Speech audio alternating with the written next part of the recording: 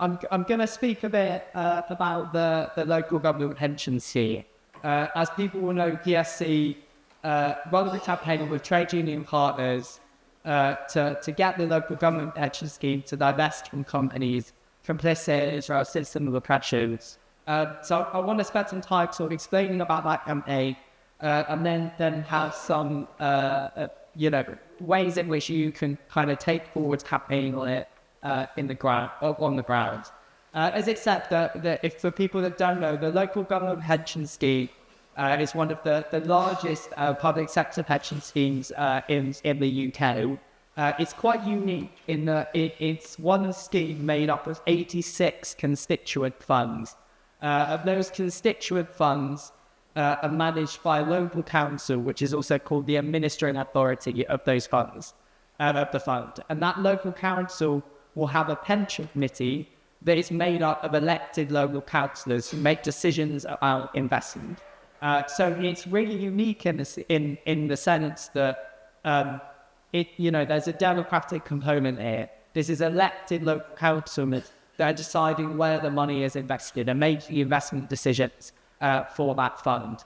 And PSC's research has found that those 86 constituent local funds collectively invest over 4.4 billion in companies complicit in Israeli apartheid.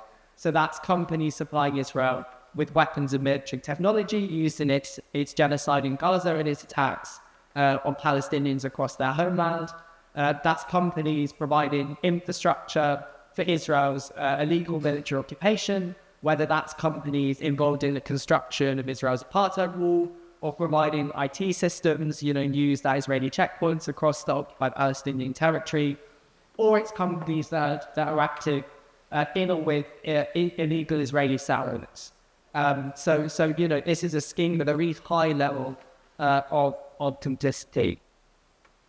So how can you take this forward on the ground? How can you pressure those pension committees to make divestment decisions? Well, I think the first thing to say is, for the most part, you don't need to be a financial expert. You don't need to do more financial research on this. What we need to do is build campaigns in local communities that call on pension funds to divest from these companies, to implement adequate policies to stop being invested in companies enabling human rights abuses, utilising the arguments that do need healthy outline that they utilise to USS pension scheme. We need to build community coalitions made up of three I think crucial parts. One is local residents. These councillors that are on the pension committee and sit on the council more widely, they're elected. They have to be accountable to us. And as well, some of these councillors, if you're in a local council, they might, have a relationship with your trade union. They might be members of your trade union. You may even give them some money when it comes to election time. These are people that we can pressure through local petitions, calling for divestment, through street stalls, and through, flying through letterboxes. I think most people, if you went to them and you said, did you know that our council is administering a fund which is invested in the companies that are providing Israel with the funds to carry out its genocide in Gaza? I think most people would be shocked. They wouldn't realize that is happening, and they want that to stop. And I think we have to utilize that. I think we have to build wide coalitions. We have to build campaigns that work across, the range of anti-war, anti-racist, anti-militarist groups, and also climate justice groups who we have a common cause with. I think as Dewey helpfully outlined. We know, of course, Israel's genocide in Gaza, and it's also an ecocide. It's the absolute destruction of Gaza's environment. And obviously climate justice groups that see the alliances, see that Palestine is a climate justice issue. And also, crucially, some of you may be in trade unions, so that's, Unison, United, and the NEU, which represent members of the scheme. And obviously, this is your money. It's those workers' deferred wages that are going to companies enabling Israel's atrocities. We have to get those workers mobilized. We have to get them writing to the pension committee. So you're in a trade union that represent members of the scheme, get them writing to the pension committee, get them, passing motions, get them doing deputations to that pension committee. Often pension committees will turn around to campaigners they're calling on to divest, and they'll say, well, we haven't heard from scheme members on this. But of course, we know scheme members and their representative trade unions would want divestment, would want ethical investment policies, would want, the fund to align with our views on human rights and justice. But we have to show that. We have to get people writing, and we have to get people lobbying. I think I'm just going to say a bit, if you're kind of in a community and you're wanting to start campaigning on it, what are some things you could do to kind of set yourselves up for running a campaign? And I think one of the first things you should do is try and empower. This is an exercise used in community organising, where you try and have a look at the different people in the campaign, the different targets of where they sit. So you map people in terms of how influential they are in achieving your objective. Obviously, the most influential, right, are the councillors on the pension committee, or the least objective, and whether they support or oppose your position. So, you'll want about councillors. So do you have supportive local councillors, and how power do they hold? The most power being those on the pension committee. Where are your local trade unions index? For example, trade unions representing members of the scheme, local branches of their trade statutes have some power. Do they support the scheme? Think about where other groups in your community are, where you can kind of plot them in this map, and then have a strategy of how can you reach out to elements and move them along. For example, you may have a councillor on the pension committee who's kind of a bit on the fence. They kind of support you, but they're not willing to actually say something about it. So they're quite influential, but they're more along the middle and think, well, how can we move them along? That councillor, do they have a link with the local trade union? Are they a member? And if they are in the middle, can we move them along by saying, well, we know they represent this ward and we have a high degree of support in that ward, so we can go door knocking in that ward and get 300 people in that ward on a open letter that we can present to that councillor and say we want divestment. So think strategically around where are the elements of your campaign and how can you support them. And then I'll just say something. This is a screenshot from a webinar from the Americans Friends Service Committee, which is kind of like the US Quakers.